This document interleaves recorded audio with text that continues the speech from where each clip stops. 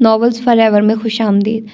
Novel तेरी जुल्फ़ के sir होने तक, जिसकी राइटर है इकरा सगीर अहमद। उसकी ये 35वीं एपिसोड है। तो आइए जल्दी से स्टार्ट करते हैं इस एपिसोड को बगैर किसी देर के। रोशनी चांद से और सितारों से ज़िया मांगी, मगर इस दिल ने सदा तुमको पाने की दुआ मांगी। तुम मेरी तकदीर में लिख दिए जाओ सदा के लिए, हाथ उठाकर जब भी मांगी यही दुआ मांगी।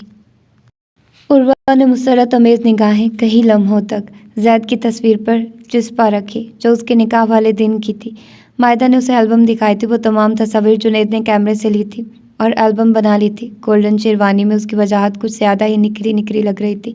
चेहरे पर वही अजली संजीदगी तारी थी, ब्राउन रोशन रोशन आंखों में भी अजीब उलझनों बेयकीनी सब तो कर रह गई थी। ये तासुरात उसके लिए खासे हैरान कुन थे। वो जानती थी जैद सौदा पर दिलो जान से फिदा है और उसका इस तरह मुजज़ाती तौर पर मिल जाना दिली मुराद पाने के मुतरादिफ था, लेकिन उससे के किसी भी अंदाज से ज़ाहिर ना था कि वो इस बंधन पर मसरूर हो, शादा है।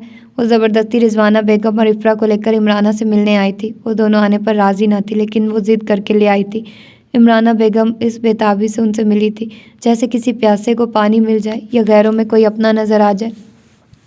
तीनों से गले मिलकर खूब रोई, अपनी खफगी की माफ़ियाँ मांगती रही। जवाबन उसने भी कुछ आंसू बहाकर अपनी गलती पर पछतावे का इजहार किया। फिर उनको आपस में माफ़ी तलाफ़ी करते छोड़कर वो मायदा के कमरे में आ गई और एल्बम देखने लगी। उसकी खोजती निगाहें जैद के चेहरे को ही हर तस्वीर में गहराई के साथ खोजती रही और दिल के मौसम पर बरखा रुत छाने लगी थी। सुधा की तस्वीर को उसने नफ़रत से नज़रअंदाज कर दिया था। कितना तरद्दुद किया था उसने इस शख्स को पाने के लिए। अपना वकार, अना और जाम सब भूलकर उसकी राहों में खुद को बिछा दिया था। और उसने क्या सिला दिया था, राह में पड़े पत्थर की तरह ठोकरों में उड़ा दिया था और पलटकर देखना भी गवारा ना किया था। अरे अरे, ये क्या कर रही हो तुम? बेध्यानी में वो जैद और सुधा के साथ ली गई फ़ोटो को मरोड़ने लगी तो करीब बैठी मायदा तेज़ी से गोया हुई। ओह, ऐसा क्या कर दिया मैंने जो तुम इतना खफा हो रही हो? देखो, तुमने सुधा का चेहरा ही बिगाड़ दिया। कितनी क्यूट लग रही थी। मायदा ने तस्वीर की तरफ इशारा किया। बहुत साइड ले रही हो। भाई की तरह तुम्हें भी उसने अपने जादू के सहर में जकड़ लिया है। कल तक बिल्कुल खिलाफ थी उस लड़की के। वो डरने घबराने की बजाय सख्त तंजिया लहजे में गोया हुई। वो कल की बात थी, आज ये मेरी भाभी है, मेरे भाई की इज्जत, और आपको भी ये बात याद रखनी चाहिए। उसने एल्बम अपनी गिरफ्त में ले लिया, जबकि वो इस्तज़ाइया लहजे में गोया हुई। वो तुम्हारी भाभी होगी और तुम्हारा भाई मेरा भाई नहीं है वो। फिर क्या समझती हो आप जैद भाई को? मैं तुम्हें बताने की पाबंद नहीं हूँ। आंटी ने बताया इस निकाह में स्पेशली तुम्हारा हाथ है। तुम दोनों बहन भाई ने खूब प्लानिंग की है। दाद देती हूँ, गज़ब के प्लानर हो तुम लोग। कोई प्लानिंग नहीं थी। अगर यही करना होता तो इतनी फजूलियात की क्या ज़रूरत थी? सीधे तरीके से हम शादी करते ना। आप किस बहस में पड़ गई? चले हम लोग मम्मा के पास चलते हैं। उसने मुस्कुराकर उसका हाथ थामते हुए दोस्ताना अंदाज में कहा। जहारा की तलाश में वो बाली के हमरा घंटों मारा मारा घूम रहा था। वो नामालूम कहाँ गुम हो गई थी कि बेतहाशा तलाश के बाद उनका कोई सुराग नहीं मिल रहा था। सबसे ज़्यादा परेशान कुन बात यह थी कि वो होशो हवास में ना थी और किसी से मदद भी तलब नहीं कर सकती थी। बाली ने भी थक हार कर घर ड्रॉप करने को कहा। वो उसको गेट पर ही छोड़कर आ गया था कि इंशरा का बिगड़ा मूड देखने की चाह ना थी। घर आकर एक नए मसले से सामना करना पड़ा, जिसकी बाबत जानकर वो हैरान रह गया, बिल्कुल दम बखुद और सख्त मुतई। आज मेरा कद आपके सामने बहुत छोटा और हकीर हो गया होगा बेटा। इंसान अपने किरदार और इखलाक की बिना पर ही बड़ा और छोटा होता है, और मैं तो बहुत छोटा साबित हुआ हूँ, किरदार के लिहाज से और इखलाक के तौर पर भी। पस्ती ने मेरे वजूद को बहुत छोटा बना दिया। हमरा खूब लड़ाई झगड़े के बाद यहाँ से जा चुकी थी। नौफिल जब घर पहुँचा तो एक हंगामा बरपा था। यूसुफ कुछ सुनने को तैयार ना थे। हमरा ने भी उनके माजी के हवाले से एक एक बात पर दक पहुंचाई थी और नौफिल के सामने फिर से पूरी कहानी दोहरा कर रखती थी। खूब नमक मिर्च लगाकर वो उनकी रुसवाई का मुकम्मल सामान कर रही थी, ताकि उनसे अलहदगी पर उनकी तरफ उंगलियां ना उठे। सारा इल्ज़ाम और रुसवाई उनकी जानिब मरकूज़ हो। वो कह सुनकर जा चुकी थी, किसी ने रोकने की सही भी ना की थी कि वो जाने का फ़ैसला कर चुकी थी। सरका के मुसलसल समझाने का पर भी उस पर कोई असर ना हुआ था। नूफर के सामने अपना स्याह माजी अयां होने पर कुछ देर तक यूसुफ नदामत से गूंग रहे और उसकी तरफ निगाह ही ना उठा सके थे। ये सोचा ही ना था कभी ऐसे मरहले से भी गुजरना होगा। फिर नूफल का रद्द-ए-अमल भी उनकी तवक्को से बढ़कर था। वो बिल्कुल साकित तो गुमसुम होकर रह गया था। यकीन नहीं आ रहा बेटा, इस साफ चेहरे के पीछे कितना गंदा चेहरा छुपा हुआ है। क्या आप भी हमरा की तरह मुझसे नफरत करने लगे हैं? क्या आप भी मुझे इसी तरह ठोकर मार कर जाने वाले हैं।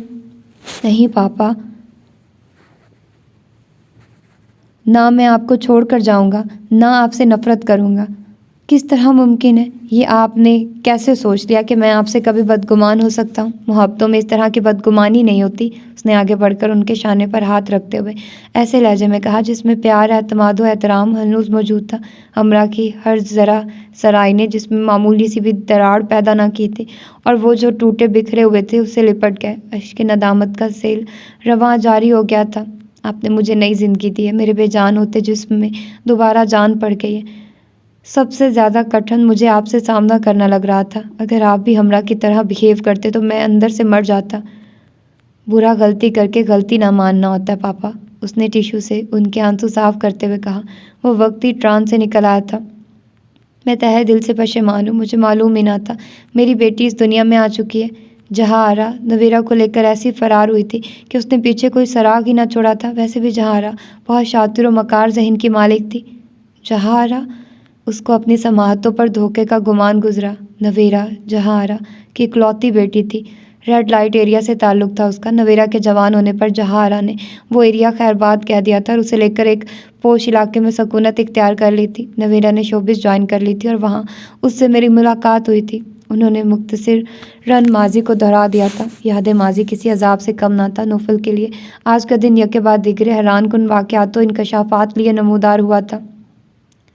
जहाआरा की गुमशुदगी, फिर ये ताज्जुब खेज़ इंकशाफ कि यूसुफ एक बेटी के वालिद हैं, और सबसे बड़ा बल्कि धमाका खेज़ इंकशाफ होना कि उस बेटी का ताल्लुक़ जहाआरा की बेटी से है।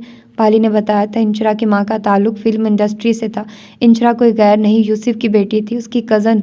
इस इंकशाफ ने उस जैसे मजबूत व गैर मामूली हिम्मत व हौसला रखने वाले नौफल को भी इस बुरी तरह से हैरान किया था कि वो हड़बड़ा कर रह गया था। हाँ हाँ, जहाआरा के पास ही मेरी बेटी, वो सर हिलाते हुए गोया हुए और उसके लहजे व अंदाज को नोट ना कर सके थे कबल इसके कि वो सारी सूरत हाल उनके गोश गुजार करता। उसी पल लारेब का मैसेज आने पर वो मोबाइल की तरफ मतवज्जे हो गया। कार रवां दवां थी। चारों तरफ अंधेरा आहिस्ता आहिस्ता पर फैला रहा था। धीरे धीरे सूरज मगरिब की सिमत गुम हो रहा था। अंदर हीटर ऑन था, लेकिन कार की खिड़कियों के पीछे औस में लिपटे हुए थे।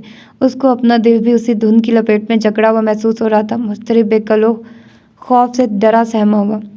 3 घंटे की तवील मुसाफत के बाद बल आखिर वो लोग रेस्ट हाउस पहुंच गए थे। मुराद ने कार पार्किंग लॉट में खड़ी की तो लारेब ने तेज़ी से उतरकर बैक डोर खोला और मुस्कुराते हुए कदरे झुककर हाथ के इशारे और ज़बान से बैक वक्त बड़े पुरजोश अंदाज में इंशरा से मुखातिब हुआ था।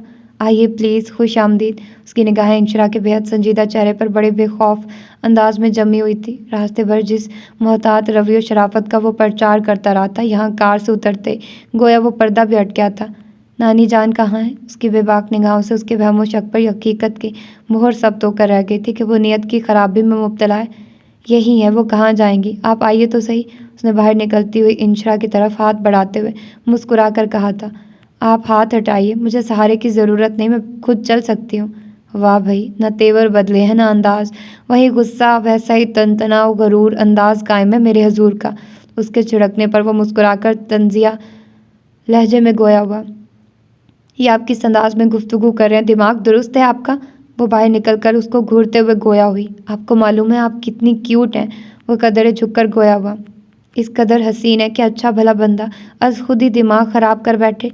मेरा भी दिमाग तुम्हारे इस बेतहाशा हुस्न ने ख़राब कर दिया है। शट आप, बकवास बंद करो अपनी। बताओ नानी कहाँ है? वो अपने औकात पर आ चुका था। आज उसका मुकद्दर साथ दे रहा था। बता देंगे, ऐसी भी जल्दी क्या है नानी से मिलने की? कुछ लेन देन की बात हो जाए। तुम मेरा काम करो, मैं तुम्हारा काम करूं। वो मूँछों को ताव देता हुआ उसको बेबाकी से घूर रहा था। मुराद वहाँ से जा चुका था। मौसम मज़ीद सर्द हो गया था। तेज़ चलती हवाओं ने माहौल को खनक कर डाला था। माहौल की ये खनकी उसके अंदर तक उतरती चली गई। कोई और वक्त होता तो वो उसे इस बेबाकी और बेतकल्फ़ी का खूब मज़ा चखाती। एक्चुअली इस वक्त 2 ज़रूरतमंद एक दूसरे के मुकाबिल खड़े हैं। तुम्हें अपनी नानी से मिलने की ख्वाहिश है और मुझे तुमसे। What you mean? वो उसको शररबार निगाहों से घूरती हुई घर आई। Very simple, very easy. उसका अंदाज जुमानी हुआ। समझते क्या हो तुम खुद को? अगर मैं मजबूरी में तुम्हारे साथ आ गई हूँ तो क्या मैं तुम्हारी हर बात मानूंगी? तुम जो कहोगे वो करूँगी। ऑफ कोर्स करोगी, बिकॉज वक्त जिसकी मुट्ठी में होता है ताज उसके सर पर होता है, और ताज जिसके सर पर होता है हुक्मरानी उसकी चलती है, और रियाया की जुर्रत नहीं होती कि हुक्मरान की हुक्म अदुली करे। वक्त को मुट्ठी में कैद करने वाले अहमक ये क्यों भूल जाते हैं वक्त किसी की मिरास नहीं, ये मुट्ठी में दबी रेत की मानित फिसल कर निकल भी जाता है। लेकिन मैं तुम्हें रेत की मानित अपनी मुट्ठी से फिसलने नहीं दूंगा। उसके लहजे में एकदम खूनख्वारी सिमट आई थी। वो मुराद और दूसरे मुलाजिम को आवाज़ देने लगा था। ये था तुम्हारा गुरेज और नफरत व उकताहट कि जिस लड़की से सारी उम्र दुश्मनी रखी, लम्हों में उसे इकलौते बेटे की बहू बनाकर बैठ गई हो। रिजवाना जो बहनों भांजी से आकर बड़े पुरतपाक अंदाज में मिली थी, कुछ अलग सलैक के बाद सख्त तंजी अंदाज में गोया हुई। मैं अब तक हैरान हूँ, ना मालूम क्या हो गया था मुझे। सचमुच अकल घास चरने चली गई थी। जो फैसला मैं ख्वाब में भी नहीं कर सकती थी वो हकीकत में कैसे कर गई। आप खुद कहती हैं आंटी, वो माँ बेटी जादू करनी है, कर दिया होगा वार। तुम खामोश बैठो इफ्रा। अगर ऐसे ही जादू करने वाले हों जादूगर होते तो आज जहद मेरे होते। मैंने क्या कुछ नहीं किया था उनको पाने के लिए, उनकी बनने के लिए। सब बेसूद साबित हुआ था। जहद को ना मेरा बनना था, ना वो मेरा बन सका, और वह कभी तक तैश था। तुम सैड मत हो मेरी जान, मैं उनके ख्वाब मिट्टी में मिला दूंगी। इस हाल तक जाऊंगी कि जैद सौदा को तलाक देने में ही आफियत समझेगा। इमराना ने उसके शाने पर हाथ रखकर तसल्ली दी। ये महज आपकी सोच से आगे नहीं बढ़ पाएगा।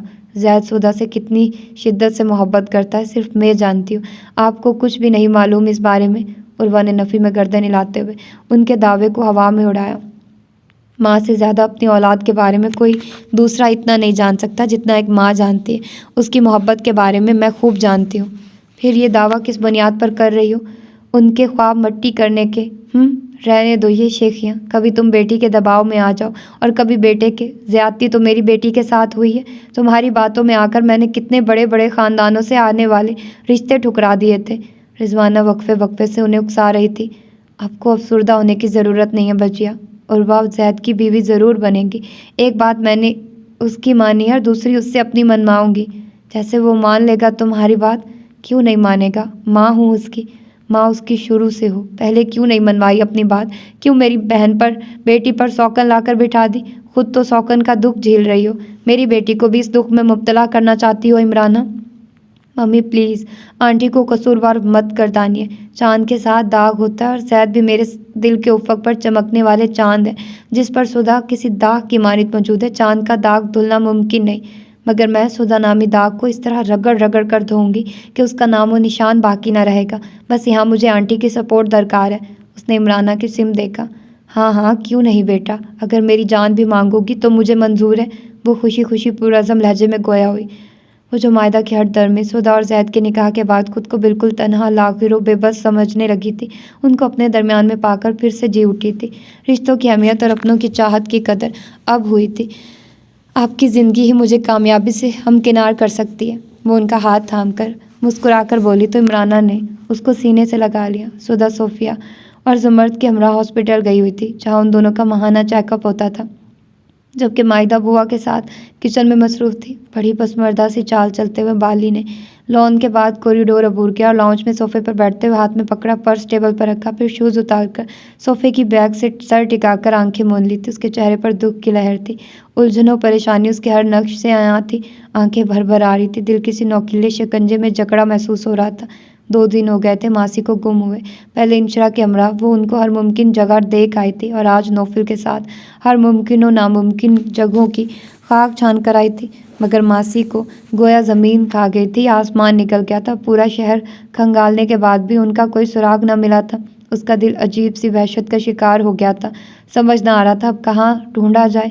इस परेशानी की हालत में नौफल ने बहुत साथ दिया था। सारा दिन ख्वार होने के बावजूद उसकी पेशानी पर कोई नागवार शिकन नमूदार ना हुई थी, किसी उकताहट और बेजारी का इजहार ना किया था, उल्टा उसको ही हौसला देता रहा था। पहली बार उसे नौफल के साथ वक्त गुजारने का मौका मिला था और उसके अंदर की खूबसूरती से वो पूरी तरह वाकिफ़ हो गई थी। वो बाहर से जितना बददिमाग, खुदसर और अकड़ू दिखाई देता था, दिल उसका उतना ही गुदास, शीरी और हमदर्दी से लबरेज था। वाली को वो बहुत बेज़रर महसूस हुआ था, बेहद एहसास, मोहब्बत करने वाला, ख्याल रखने वाला उसने तहिया कर लिया था। मासी के मिलने के बाद वो हर सूरत इंशरा को राज़ी करेगी नौफिल के प्रपोजल को कबूल करने के लिए कि इस दौर में उस जैसा शख्स किसी खुशनसीब को ही मिलता है। इंशरा का ख्याल आते उसे घर में पहली खामोशी और सन्नाटा चौंका आ गया। सोचों के भंवर में डूबती उभरती खासी देर तक वो सोफे पर निम दराज रही। इस दौरान इंशरा उसके पास नहीं आई और ये गैर मुतवक्का बात थी। इंशरा खफा ज़रूर थी, मगर इस मौके पर वो खफकी भुलाकर उसे मासी से के मुतल्लिक इस्तफसार ज़रूर करती, और ऐसा उसने नहीं किया था। इंशी, इंशी, वेयर आर यू? वो उसके बेडरूम में चली आई। Bedroom, attached bath, drawing room, वो वहाँ कहीं नहीं थी। कहाँ गई इंशी? वो सब तरफ देखकर घबराए लहजे में बुड़बड़ाई और फिर पर्स से सेल फोन निकाल कर रब्ता करना चाहा तो फ़ोन ऑफ था। भागकर उसको चार्जिंग पर लगाया और ख़ुद बाहर की तरफ चल दी। जी हमें मालूम है बीबी किसके साथ गई हैं? उसके इस्तफसार पर चौकीदार गुल खान ने गर्दन हिलाते हुए कहा। बाबा ये बात तुम्हें मुझे आते ही बताना चाहिए थी। कहाँ गई है वो और किसके साथ गई हैं? वाली ने गुस्से से कहा। वो उन साहब के साथ गई हैं जो बेगम साहब के पास आते थे। नाम याद नहीं आ रहा उन साहब का। चौकीदार वाली को गुस्से से देखकर गड़बड़ा गया था। कौन साहब? नाम याद करो। मासी से मिलने जुलने वालों की तादाद अनगिनत थी। चंद एक के सिवा वो भी ज़्यादा लोगों को नहीं जानती थी कि मासी पहले ही उन दोनों को सख्ती से तलकीन कर दिया करती थी कि वो भूल कर भी वहाँ ना आए। बीबी वो वही साहब है जिसने अपने ड्राइवर को यहाँ नौकरी दिलवाया था। लारेब, तुम लारेब की बात कर रहे हो? वो आया था यहाँ, तुमने उसको अंदर आने क्यों दिया? उसके पैरों तले ज़मीन निकल गई थी। उसने चौकीदार का गिरेबान बड़ी जुनूनी अंदाज में पकड़ते हुए चीख कर कहा। वो कह रहा था बीबी साहिबा से बहुत ज़रूरी बात करनी है। बीबी की इजाज़त से उसको अंदर भेजा था। चौकीदार खौफ से कांपते लहजे में गड़गड़ाया। कॉफ़ी की दिल अवेज महक उस सर्द रात में उसको फरहत बख्श एहसास देने लगी थी। उसके कदम अज खुद ही किचन की तरफ बढ़ने लगे। उसका दिल हमक हमक कर कह रहा था वो दुश्मन जहाँ रूह कल्ब वहीं कहीं है। कल तक जिसको देखने के लिए दिल मचलता था मगर पहरों के हसार में तड़पता रहता था, आज पहरे हट गए थे, हसार टूट चुके थे, पाबंदियाँ आज़ादियों में बदल गई थी। वो बड़े इस्तेकाक भरे अंदाज में चौखट से लगकर खड़ा हो गया। मताए जान सामने थी। स्याह वेलवेट के सूट पर गोल्डन पश्मीना की शॉल ओढ़े वो कैबिनेट से ड्राई फ्रूट निकालने मुड़ी और बिल्कुल गैर मुतवक्का तौर पर जैद को सामने खड़े देखकर साकित रह गई। वो जज्बे लुटाती निगाहें, वो पुरशौक अंदाज पहली बार उसने जैद को आम दिनों से मुख्तलिफ और ख़ास अंदाज लिए हुए देखा था। तुम समझ रही हो, बाजी जीत गई हो। याद रखना ये बाजी तुम जीत कर भी ना जीत पाओगी। जैद मेरा है, सिर्फ मेरा, तुम्हारा कभी नहीं होगा। चंद घंटे कबल जब वो मम्मी और मम्मानी के साथ अस्पताल से लौटी तो उनका सामान उठाए अंदर चली आई थी। माँ उर्वा ने उसके सामने आकर नफरत और इश्तियाल से कहा था। इमराना भी उसके पीछे आकर घर आई थी।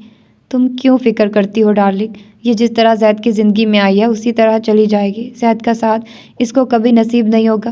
वो तनफुर भरे अंदाज में उसे धकेल कर आगे बढ़ गई थी। उस तहकीर व हकारत भरे रवैये और लफ्ज़ों की गूंज अभी तक उसकी समाअत में थी जो जैद के तमाम रवैयों पर पानी फेरते चले गए थे। फिर उसके अंदर उतरने वाले सन्नाटों और वहशतों ने उनके नए रिश्ते की खूबसूरती को ख़त्म कर दिया था। क्या हुआ, इस तरह शॉक्ड क्यों हो? वो उसके करीब चलाया। ये मैं हूँ, कोई भूत नहीं है जो तुम इस कदर डर रही हो। जी मुझे मालूम है ये आप ही हैं, कोई भूत नहीं, उस संजीदगी से कहते हुए कैबिनेट से ड्राई फ्रूट का जार निकालने लगी। जैद को उसका अंदाज रूखा और सर्द मोहर लगा। शर्माहट ना घबराहट। निकाह के बाद पहली बार वो तन्हाई में आमने सामने थे, लेकिन उसका नाफहम सर्दो खुश्क अंदाज था। मैं जैद ही हूँ, मगर तुम सुधा होकर भी सुधा नहीं लग रही। क्या क्या ना सोचता आया था वो कि इस पहली मुलाकात में वो कितना शर्माएगी, उससे निगाहें ना मिला पाएगी।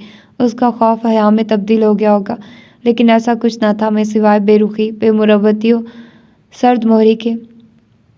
पता नहीं क्यों मैं आपको सुधा नहीं लग रही। उसने कॉफ़ी मेकर से कॉफ़ी फ्लास्क में डाली और ट्रॉली में देकर लवाजमात रखने लगी। सुनहरी शॉल में लिपटे चेहरे पर सुनहरी शुआओं का अक्स जाज़बियत दिखा रहा था, लेकिन चमकती आंखों में अजीब सी अजनबियत थी।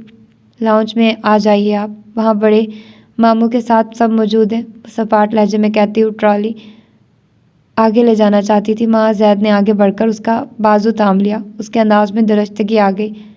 बाजू छोड़िए मेरा जैद भाई, आखिरी लफ्ज़ आदतन अदा हुए थे। Shut up, I am not your brother, understand. एक आग सर तपाव से जलाती चली गई। वो उसका बाजू झटकता घर आया। सॉरी, अब हाथ छोड़िए मेरा। वो आदतन मजबूर थी। पहले ये बताओ, ये नखरा, ये तेवर क्यों दिखा रही हो? क्या हुआ है? उसने बाजू छोड़कर वहीं बाजू उसके गिर्द कस कर उसे करीब कर लिया था। जफ़र और मुराद ने इंशरा के चीखने चिल्लाने की परवाह किए बिना उसे गेस्ट हाउस के एक कमरे में बंद कर दिया था। इंशरा ने उसे कमरे को तहस नहस करके रख दिया। एक एक decoration piece, sceneries, wall clock, पर्दे, कुशन्स, कुछ सलामत ना था। दरवाज़ा पीट पीट कर वो थक गई थी। ना किसी को आना था ना आया। वो जख्मी शेरनी की मानित बेकल और भुफरी हुई थी। सर, ये लड़की तो असली शेरनी लग रही है। रूम को कबाड़ खाना बनाने के बाद भी थकी नहीं। ज़रा देखिए किस तरह इधर उधर घूम रही है। चेहरे का गुस्सा हो, बेखौफी मुलाहिजा करें। ऐसी हालत में लड़कियां खौफ से गिड़गड़ाती हैं, थर थर कांपती हैं, और ये लड़की शोला ज्वाला बनी हुई है। पहली बार इतनी निडर और बहादुर लड़की देख रहा हूँ। वो और मुराद स्क्रीन पर उस कमरे को फोकस किए बैठे थे, जहाँ बिखरे टूटे सामान के दरमियान वो शदीद गुस्से और जुनून में इधर उधर चकरा रही थी, और इस बात से बेखबर थी कि कैमरे के जरिए उसको देखा जा रहा है। मुराद उसकी दिलेरी बहादुरी से खासा मरूब व मुतासिर दिखाई दे रहा था। अब मालूम हुआ तुम्हें मैं इस लड़की को हासिल करने के चक्कर में क्यों ख्वार हो रहा हूँ। ये लड़की दूसरी लड़कियों से हटकर है। लारेब के सामने टेबल पर उसके पसंदीदा मशरूब व लवाजमात रखे हुए थे। ग्लास भरकर पीते हुए वो बड़े शाहाना अंदाज में मुखातिब था। मान गया सर, आपका ये इंतखाब सबसे हटकर लाजवाब है, मगर। वो कुछ कहता कहता झिम कर रुका। मगर क्या? तुझे मालूम है ना, मुझे अधूरी बात पसंद नहीं। माफ़ी चाहता हूँ सर। ये लड़की किस तरह काबू में आएगी, मैं ये सोच रहा हूँ। ये इन तूफ़ानी हवाओं की मानिद है जो पकड़ में नहीं आती, सिर्फ तबाही फैलाती है, बल्कि उस खूनख्वार शिकार की तरह है जो जाल काट कर निकल जाता है। वो बॉस का मिजाज बिगड़ते देखकर दिल की बात कह गया। तुम झूठा खाने के आदी हो मुराद। तुम्हें क्या मालूम, असल शिकार का मज़ा तभी आता है जब तक शिकार खूनख्वार और ज़िद्दी ना हो। इस शेरनी का शिकार करने के लिए मैंने बकरी का इंतखाब कर लिया, एक बूढ़ी बकरी का। हा हा। उसके मकरू कहके से कमरा गूंज उठा था। मेरे लिए क्या हुक्म है सर? मुराद ने मुअद्दिब लहजे में पूछा। उसकी मुलाकात बुढ़िया से करा दो, वो ग्लास मुंह से लगाता हुआ बोला। मुराद ने डरते डरते इंशरा से जहारा की मुलाकात का कहा। कान खोल कर सुन लो, अगर तुमने मुझसे अब कोई चालाकी की कोशिश की तो मैं जान से मार दूंगी तुम्हें। उसने सोच लिया था जज्बात में वो गलत फैसला तो कर चुकी है, मगर मजीद गलत होने से कबल वो जान से गुजर जाएगी, और मौत का खौफ दिल से निकलते ही वो नडरो बहादुर बन गई थी। मुराद ने फ़ौरन ही कानों को हाथ लगाते हुए कसम खाकर यकीन दिलाया। फिर वो उसके हमरा कहीं कॉरिडोर्स और लॉन से गुजरकर उस पुरतईश कमरे में पहुंची, जहाँ बेड पर जहारा गुमसुम अंदाज में नीम दराज छत को घूर रही थी। और 2 दिन बाद उन्हें सामने देखकर उसे लगा बरसों बाद देखा। नानी जान, नानी जान। वो भागकर उनसे लिपट गई। आप कहाँ चली गई थी बिना बताए? आंसुओं का एक रेला था जो उसकी आंखों से रवां हो गया था।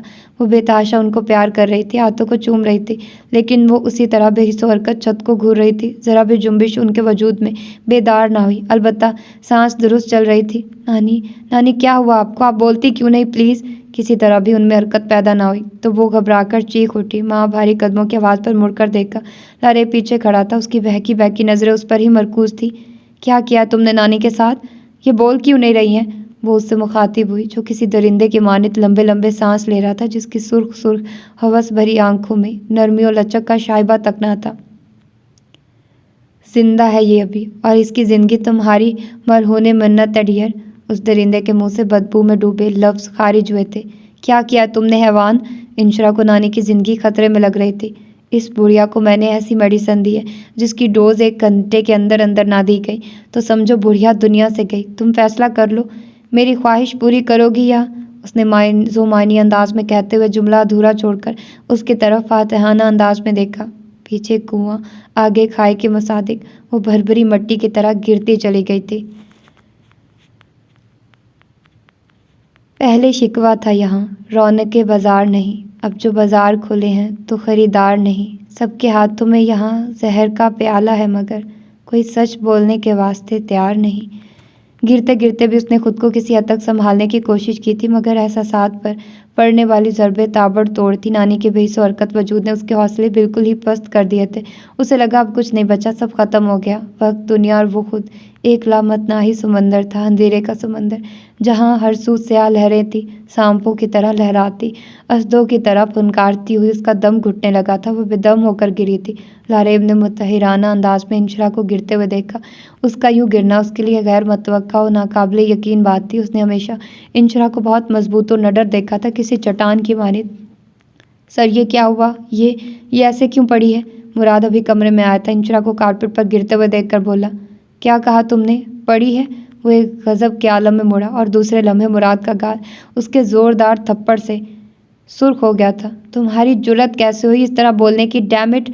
उसके लहजे से गोया चिंगारियाँ उड़ रही थी। मुराद कामता हुआ उसके कदमों में गिर गया था और गिड़गिड़ाता हुआ बोला, माफ़ कर दे साहब, बहुत बड़ी गुस्ताखी हो गई, बहुत बड़ी गलती हो गई सर। गलती तो मुझसे हुई है, मैंने तुम्हें तुम्हारी औकात से बढ़कर सर चढ़ाया, वगरना तुम्हारी औकात नहीं है कि मुझसे सर उठाकर बात करो। लेकिन याद रखना, मैं मुंह लगाता हूँ तो मुंह तोड़ना भी जानता हूँ। माफ़ कर दे साहब, मैं कमज़ात अपनी औकात भूल गया था। बस आज सबक मिल गया तुझे, आज के बाद कभी नहीं भूलेगा। वो गर्दन अकड़ाकर तकब्बुराना लहजे में बोला। बेशक साहब, वो हाथ जोड़कर गुघियाया। चल माफ़ किया तुझे, ये लड़की बाजारी होते हुए भी बाजारी नहीं। इस बुढ़िया ने इसको बहुत सीन कर रखा था, किसी मर्द की परछाई भी नहीं पड़ने दी। दिल तो करता है अपनी मलका बनाकर रखूँ इसे। वो करवट के बल ज़मीन पर गिरी हुई थी, मदहोश चेहरे पर सुनहरे बाल बिखरे हुए थे। लारेब की बेबाक निगाहें बड़ी बेखौफी से उसके मबहूत कर देने वाले हुस्न को घूर रही थी। उसकी वहशी आंखों की चमक में इजाफा हो गया था। वो दिलनशी दिलरुबा, जाने मन जाने बाहर, जिसके हसूल के लिए किस कदर तड़पा था, अब वो उसके दस्तरस में थी, बिल्कुल करीब। कभी इसको खुद से जुदा ना करूं, मगर प्रॉब्लम यहाँ नौफल है। वो जिंदा नहीं छोड़ेगा मुझे, हरगिज़ नहीं छोड़ेगा। उसकी आंखों में नौफल का सरापा लहराया और वो दांत भींचकर बोला, मेरे लिए क्या हुक्म है साहब? मुराद ने घड़ी में वक्त देखते हुए पूछा। इस बुढ़िया को यहाँ से उठा कर ले जा, कुछ देर बाद ही होश में आ जाएगी। मुराद ने जहारा को बेड से उठाया, जो हनूज उसी हालत में थी। और सुन, जब तक मैं ना बुलाऊं किसी को भी इस तरफ आने की ज़रूरत नहीं, ख़ास ख्याल रखना। उसने मुराद को ताकीद की। सुधा की जान गोया निकल गई थी। उसके वहमो गुमान में भी नहीं था कि वो ऐसी बेबाक जसारत करेगा। उसकी मजबूत गिरफ्त में गज़ब का एतमाद व इत्मीनान था। सहज भा जुमला अधूरा रह गया और वो उसके होंठों पर उंगली रखकर कहने लगा, शट अप। इस बार लहजे में नरमी का तासुर था। वो अभी तक उसके बाजुओं के आसार में थी, किसी नर्मो मुलायम तरोताज़ा फूलों भरी महकती शाह की माने, जिसकी खुशबू बड़ी दिलफरेब थी। वो गोया उसके खुमार में डूबता जा रहा था। बहुत अजीब से एहसासात थे। प्लीज़ लीव मी, बुआ आ रही होंगी। उसकी महकती कुर्बत तो मजबूत हाथों का लम्स सुधा की जान निकाले दे रहा था। वो उसकी आहट से भी घबराहट का शिकार हो जाती थी और अब उसकी इस जसारत ने, इस्तेहकाक भरे नए अंदाज ने उस सर्द मौसम में भी पसीने पसीने कर दिया था। दिल की धड़कनों की सदाएं ज़ैद बाखूबी सुन रहा था। बुआ आ रही हैं तो क्या हुआ, मैं यहाँ अपनी बीवी के साथ हूँ, किसी गैर के साथ नहीं हूँ। It's okay. उस पर अजब सरशारी छाई हुई थी। सो सरगोशी में गोया हुआ, क्या हो गया आपको? मुझे ये सब पसंद नहीं। चंद घंटे कबल का इमरान और उर्वा का हता कमीज़ रवैया याद आया तो उस खुद लहजे में नागवारी दर आई। कुछ देर कबल जो शर्म हया और झिझक से वो छुई मुई बनी उसके जज्बों को गरमा रही थी, एकदम ही उसका सर्दो सपाट नापसंदीदगी का इजहार करता लहजा उसको चौंका गया। पसंद नहीं है? क्या मतलब? मैं पसंद नहीं हूँ? जी। बिना सोचे समझे वो क्या उठी। सेहत को शदीद धचका लगा। चल लम्हे वो यूं ही खड़ा रहा। ये क्या कह दिया था उसने? लम्हे भर में रेजा रेजा होने लगा। तुम्हें मालूम है क्या कह रही हो तुम इस निकाह पर खुश नहीं हो। तुम ये निकाह नहीं करना चाहती थी। मतलब मुझसे शादी नहीं करना चाहती थी। तुम खुश नहीं हो? वो आहिस्ता से उससे दूर हुआ। उसका चेहरा जो अभी 14वीं के चांद की मानिंद रोशन था, आन वाहिद में कहन ज़्यादा दिखाई देने लगा। जी। उसके लबो लहजे में कोई बदलाव नहीं आया, अलबत्ता उसके बाजुओं से निकलकर वो सरहद से दूर हुई थी और सर से ढलक जाने वाली शॉल को इस अंदाज से सर पर लिया कि एक ओट सी बन गई थी और ये ओट उसे अपने और सुधा के दरमियान पैदा होने वाली खाई महसूस हुई। जी। तुम्हारे इस मुख्तसर तरीन लफ्ज़ ने मेरी दुनिया तबाह बर्बाद कर दी और तुम्हें पता भी नहीं चला कि तुम्हारी जी ने मेरे जीने की राहें मसदूद करके रख दी हैं। मुझसे मेरी हर खुशी, हर सुख, हर आसूदगी छीन ली है। ये तमाम शिकवे और कराहें उसके दिल में कहराम बर्पा किए हुए थी। उससे कहना आहान के सिवा कुछ नहीं था। सो दिल में दुख व अजियत का तूफान लिए वो तेज़ तेज़ कदमों से वहाँ से निकल गया। उसकी तरफ मुड़कर भी ना देखा, जबकि उसके जाते ही अंदर आने वाले वजूद को देखकर वो साकित रह गई थी। यूसुफ और जरका दोनों मुतफक्किर हो गए थे। फिर यकबारगी उसकी निगाहें नौफिल के चेहरे पर ठहर गई, जहाँ आग का अलाव सा भड़क उठा था। सारा खून सिमट कर गोया चेहरे पर दराया था। वो बड़े गौर से मोबाइल स्क्रीन पर मौजूद मैसेज को पढ़ रहा था, जहाँ जल्दी जल्दी में ये अल्फाज टाइप किए गए थे। मैं इंशरा लारेब के साथ नानी से मिलने जा रही हूँ। बेहद अजलत में मैसेज टाइप किया था और फिर बाली की कॉल ने सारी सूरत हाल वाजे करके उसके अंदर गम की ज्वालामुखी भड़का दी थी। उसके अंदर शरारे भर दिए थे। किसकी कॉल थी? क्या हुआ बेटा? यूसुफ उसके शाने पर हाथ रखते हुए मुतफक्किराना अंदाज में गोया हुए। कोई गमगीन मसला लगता है। क्या हुआ है? वो भी करीब चली आई। उसके हर एहसास और जज्बात से वाकिफियत रखने वाली जरका ने उसके चेहरे के हर नक्श से किसी अनहोनी को महसूस किया। कोई खौफनाक अमर लाहक होने का, खदशा उभर रहा था। नौफल की ज़ात खुद धमाकों की जद में थी। पहले जहां आरा की गुमशुदगी, फिर इंशरा का बिलखसूस उसके लिए लारेब के मोबाइल से भेजा गया ये मैसेज अधूरा और उलझा हुआ था, बहुत अजलत और शायद लारेब की गैर मौजूदगी में टाइप किया गया था। और फिर बाली की कॉल ने तस्दीक की मोहर जब्त कर दी थी। उन सब बातों से कताई नज़र उसको इंशरा की फ़िक्र थी और इस फिक्र ने उसके अंदर हशर बर्पा कर दिया था कि लारेब की टीचर से जितना वो वाकिफ़ था उतना घर में कोई भी फ़र्द आगाह ना था। मुझे जाना होगा, मेरा एक दोस्त मुश्किल में है। वो इस तरह भी कि नेचर से जितना वो वाकिफ़ था मुश्किल में, वो इस तरह भी हालत में बाहर की जानिब लपका। जाना कहाँ है? मैं भी आपके साथ चलता हूँ। यूसुफ को सूरत हाल खासी संगीन होने का एहसास हो चुका था। वो भी उसके साथ आगे बढ़े। नहीं, आपका जाना मुनासिब नहीं होगा, आप मामा के साथ रहिए। वो बिना रुके गोया हुआ। मामला क्या है? कहाँ जा रहे हो? कुछ मालूम भी तो हो बेटा। उन्होंने रुककर उसके चाने पर हाथ रखते हुए फिक्रमंदी से कहा, मैं आपको वापसी पे सब बता दूंगा, आई प्रॉमिस यू। उसने यूसुफ साहब से मुअद्दबाना लहजे में कहा। माँ पीछे आती जरका बोली, बेटा मेरा दिल घबरा रहा है, न जाने क्यों ऐसा लग रहा है खुदा न ख्वास्ता कोई अनहोनी होने को है, कोई दुख कोई सदमा दर आने को है। जरका मारे वहशत के आप दीदा हुई। आप दुआ करें मामा, ऐसा कुछ ना हो, मेरे दोस्त को अल्लाह अपनी खास अमान में रखे, उसे कोई जिक्र ना पहुंची तो किसी को कुछ नहीं होगा। उसने मामा का हाथ चूमते हुए अजीब लहजे में कहा। यह ऐसा लहजा था जिसने उनको ही नहीं यूसुफ साहब को भी मुतहिर करके रख दिया था। जबकि वो कार में बैठकर जा चुका था, वो लोग वसवसों में घिरे वहीं खड़े रहे जब सामिया और अजहान ने वहां आकर उनके परेशान चेहरों का सबब पूछा और वजह जानकर वो भी मुतफक्किर हो गए थे। वो आंधी तूफान की मानित घर से निकला था। उसकी ज़ात तूफानी बगोलों की जद में थी। उसकी निगाहों में इंशरा की सूरत ठहर गई थी। वो समझ गया था नानी का सुनकर वो बिना सोचे समझे लारेब के साथ चली गई हैं। और फिर यकीनन वहाँ कोई ख़तरा भाम कर उसे मैसेज के मदद के लिए मैसेज किया था। लारेब को उसने कई मौके पर ख़बरदार किया था कि वो इंशरा से दूर रहे। वो इन लड़कियों में से नहीं है जो उसका शिकार हो जाती हैं। और बाज़ाहिर वो मान भी गया था, लेकिन चोर चोरी से जाता है, हेरा फेरी से नहीं। सो मौका मिलते ही उसने हेरा फेरी दिखा दी थी। पक्का कमीना साबित हुआ था। वो लारेब के सारे ठिकानों से वाकिफ़ था, लेकिन इतना वक्त नहीं था कि एक एक जगह की तलाश ही ली जाती। फ़ोन करना भी बेवकूफ़ी थी कि वो पहले तो कॉल पिक न करता और होशियार होकर कहीं रपोश हो जाता। उसने बहुत सोचने के बाद मुराद को कॉल करने का फ़ैसला किया था कि वो उसका दस्ते राज था, मगर कहीं कॉल्स के बाद भी मुराद ने कॉल पिक न की। बुआ को अंदर आते देखकर उसकी फीकी पड़ी रंगत बेहतर हुई थी। डर क्यों गई हैं सुधा बेटी? बुआ बेसंजीदा अंदाज में गोया हुई। मैं समझी मम्मी आ गई हैं और उन्होंने आपकी और ज़ैद मियाँ की तमाम बातें सुन ली हैं, यही समझ रही थी ना बेटी? नहीफ़ो नज़ार गंदमी रंगत और सफ़ेद बालों वाली बुआ उस वक्त कुछ ज़्यादा ही संजीदा और रंजीदा दिखाई दे रही थी। अब डरने से क्या होगा? आज नहीं तो कल सोफिया बेटी के अलावा सबको ये खबर हो जाएगी कि आपने किस बेदर्दी से ज़ैद मियाँ के सारो मोहब्बत का मजाक उड़ाया, बगैर किसी लगी लिपटी के साफ इनकार उनके मुंह पर जूते की तरह खींच मारा है। निकाह को अभी जुम्मा 8 दिन ही तो हुए हैं। बुआ प्लीज़ आप ये ट्रॉली ले जाइए, मैं अपने रूम में जा रही हूँ। जज्बात में वो ज़ैद से बहुत कुछ कह गई थी। उसके रद्द अमल ने उसको भी ज़हनी तौर पर मुंतशिर कर दिया था। सुधा आहिस्तगी से गोया हुई। मुदस्सिर मियाँ आपका पूछेंगे तो क्या कहूँ? मैं उनसे मिलकर आ गई हूँ, अगर पूछे तो बता दीजिएगा नमाज़ पढ़ रही हूँ। वैसे भी वो जल्दी जाएंगे बता रहे थे। खाक मिलकर आ गई हैं? पूछेंगे ज़रूर, पहले ही वो आपसे क्या कम मोहब्बत करते थे? बहू बनाने के बाद तो उनकी मोहब्बत और शफ़क़त की कोई हद ही ना रही। अब उनको क्या खबर कि किस तरह आप अपने पाँव पर कुल्हाड़ी मार बैठी हैं। बुआ का सदमा कम होने में नहीं आ रहा था। वो उनको बुड़बड़ाते हुए छोड़कर अपने कमरे में आ गई। बेड पर बैठकर दोनों हाथों से सर थाम लिया। उसकी ज़िंदगी में परेशानियां पैदा करने में इमराना हमेशा से पेश रही थी। वो अज़ल से उसकी दुश्मन थी और नसीब की बेरुखी ने बड़ी संगदिली से उसके वजूद को उनके सामने किसी संगरेज़े की मानित डाल दिया था, जिसको वो मर्ज़ी के मुताबिक कदमों तले रौन सकती थी या ठोकरों में रोल सकती थी। नामालूम किस्मत उस पर इस कदर सितम दर सितम क्यों कर रही थी कि हाथ आया सोना भी मट्टी बन जाया करता था। जिस तरह ज़ैद से निकाह मट्टी साबित हुआ था, इस तरह सर पकड़ने से कुछ नहीं होगा बेटी। तभी तो सियाने कहते हैं पहले तोलो फिर बोलो। मुंह से निकली बात कमान से निकला तीर कभी साबित नहीं वापस नहीं आता। बुआ को उसकी कुछ ज़्यादा ही फिक्र थी, जो चंद लम्हों बाद कमरे में चली आई थी। अरे आप वहाँ कॉफ़ी सर्व करने नहीं गई? सोफिया बेटी को ट्रॉली थमा आई हूँ। मुदस्सिर मियाँ पूछ रहे थे तुम्हारे मुतल्लिक।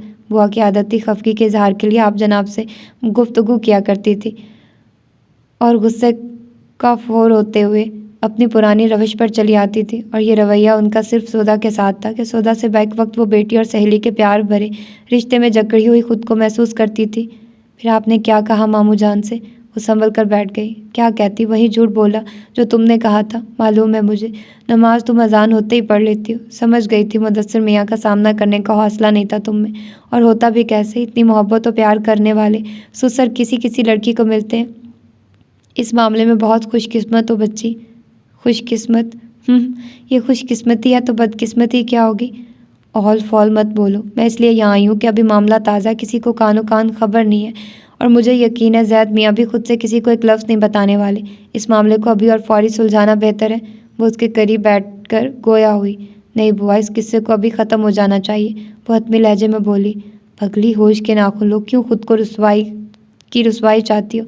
लोग ताने दे देकर अधमुआ कर देंगे कि एक बारात पहले दहलीज तक ना आई और खाकम बदहन निकाह भी सलामत न रह सका। बुआ, आपके और मेरे कहने से क्या होता है? इमराना आंटी और उर्वा ये रिश्ता सलामत नहीं रहने देंगी। वो सारी बात उनको बताते हुए बोली। ओह अच्छा, असल मामला ये है, ये सारी आग इमराना बहू और उस कुटनी उर्वा ने भड़काई हुई है, और तुम भड़क उठी। हद करती हो, सबने समझाया था इन खाला भांजी की बातों में बिल्कुल ना आना, फिर भी तुम आ गई। ये सब इतना आसान नहीं है जितना आप सबने सोच लिया है। इमराना ममानी कोई गैर नहीं है, सगी माँ है, और उनकी आदत है अपनी ज़िद मनवाने की। बस वो नाम की माँ है, माँ जैसा दिल कहाँ है उसके पास। उसकी परवाह करने की ज़रूरत नहीं तुम्हें। जिस औरत ने अपने घर को आग लगा दी हो, वो बेटे के घर को फूंकने में क्या कबाहत दिखाएंगी? अब जो हुआ सो हुआ, तुम मुंह बंद रखना। मैं अभी जाकर जैद मियाँ को उनकी अम्मा की बातें बताती हूँ। वो तुम्हारी तरफ से बदगुमान होकर गए हैं। नहीं बुआ, आप कहीं नहीं जाएंगी, इस निकाह को ख़त्म होना ही है। उसने बुआ के हाथ पकड़ कर कहा। देखो, मैं सालों से इस घर का नमक खा रही हूँ। मुझसे तुम किसी भी किस्म की नमक हरामी की तवक्को मत रखना। मुझे अगर इस रिश्ते की सलामती की खातिर कभी जान भी देनी पड़े तो हंसते हंसते दे दूंगी।